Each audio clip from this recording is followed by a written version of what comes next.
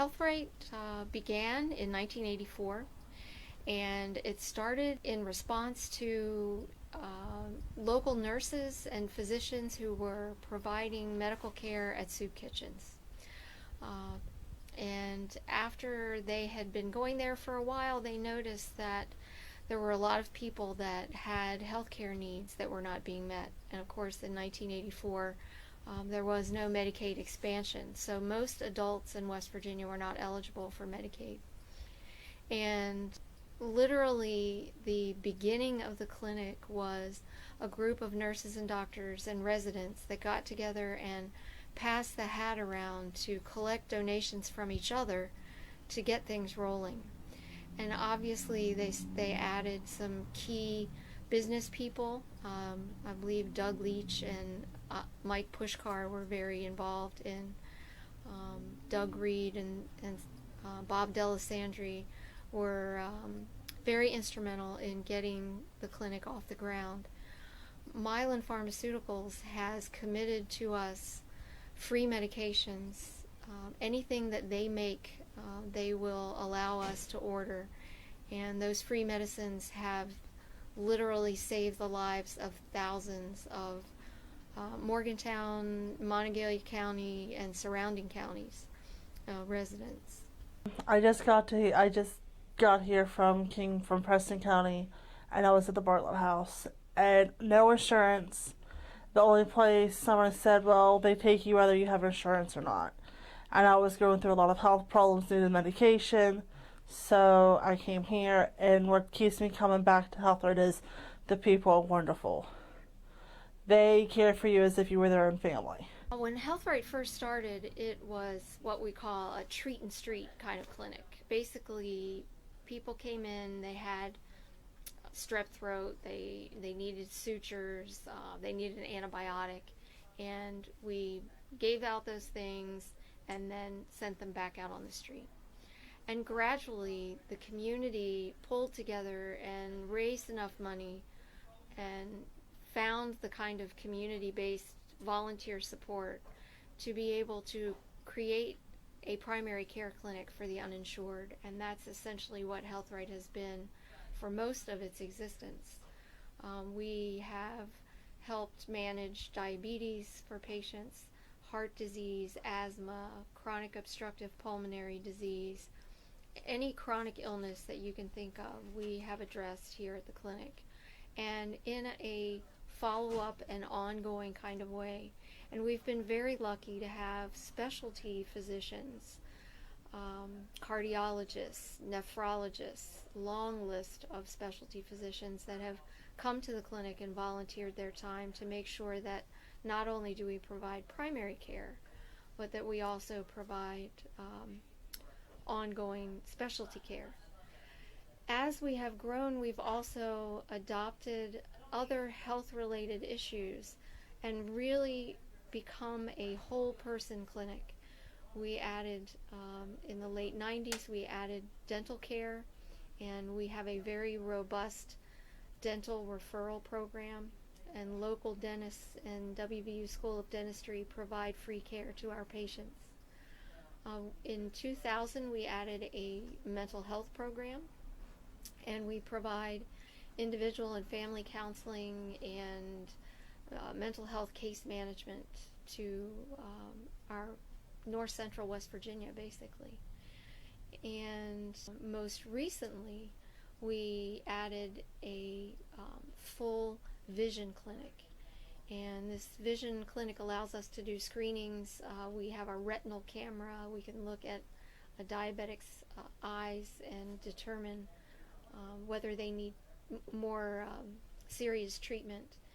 And that was another one of those community-supported events where we had an ophthalmologist who championed this cause. We had money from the WVU Foundation through the Eye Institute, and the Mills Group provided all of their architectural services for free. So it was really, once again, one of those things where we noticed a need and we rose to the occasion. This is Carla. She's our health educator and works with the vision clinic and helps the ophthalmologists do the screenings. We have over here what's called a non-mydriatic retinal camera, which basically means you can take a picture of someone's retina without dilating their eyes. And it is an expensive piece of equipment that was donated to us through money through the WVU Foundation and through the help of Dr. John Lindbergh.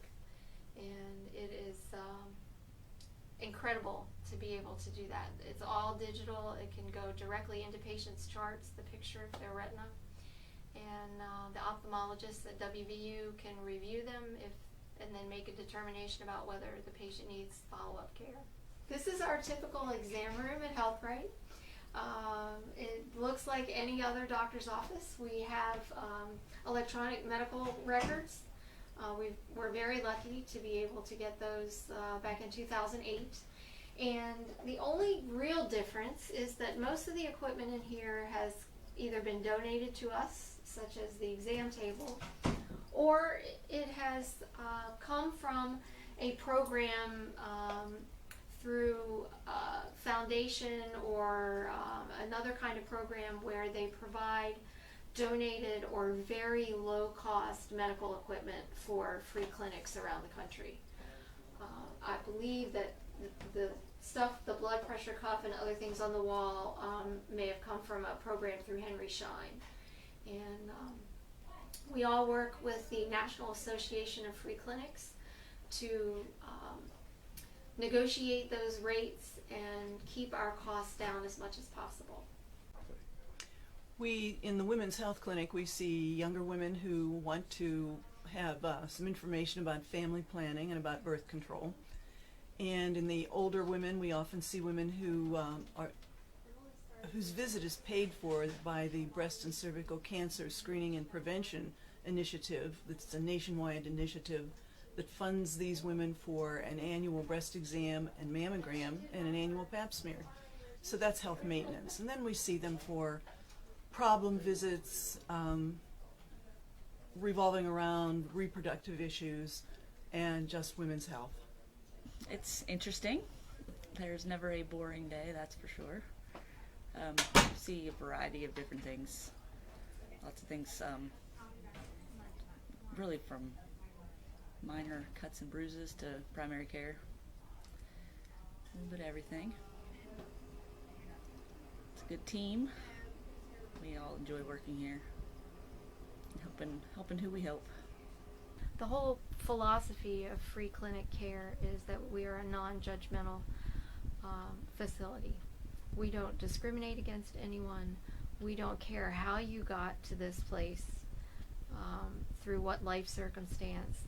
Our job is to help move you forward, and that has been both rewarding and probably the biggest challenge, because our patients don't come just with healthcare needs. They come from poverty. They come from working jobs where they are not necessarily valued or treated well. They come from abusive families. They come from drug and alcohol related issues. They come from having been incarcerated. And so the first thing that we do when people walk in the door is accept them where they are. And then as the story unfolds, we help move them forward as much as they are willing to go. And that's the key. The balance is making sure that we're not moving faster than our clients. A lot of times we want our patients to get better and move forward and get a job and have a house, and we want to do that quickly. And a lot of times people have other plans and other ideas, and so we work with them until the time is right. Just poverty stricken, I guess, when I found out this place was here and what they offer. And I ended up using this place here as my my main caregiver. The people here are just super nice. I've learned that, you know, you can go to a lot of places and people are not only there for the check, but, well, most places people go to work to make money, take care of themselves. But here, I mean, that's one thing, but they come here because they truly do care about people. I mean, they really, really do. I mean, they'll cry with you, they'll laugh with you, and they really, I don't know, if this place ended, I think this whole town would just go like chaotic as far as the lower income people that come here, because I mean this place is so positive, and you can be negative as negative can be. Come here, and time you leave, you know, you feel great about yourself because you see the caring in these people's eyes. I mean, it's insane how awesome it is.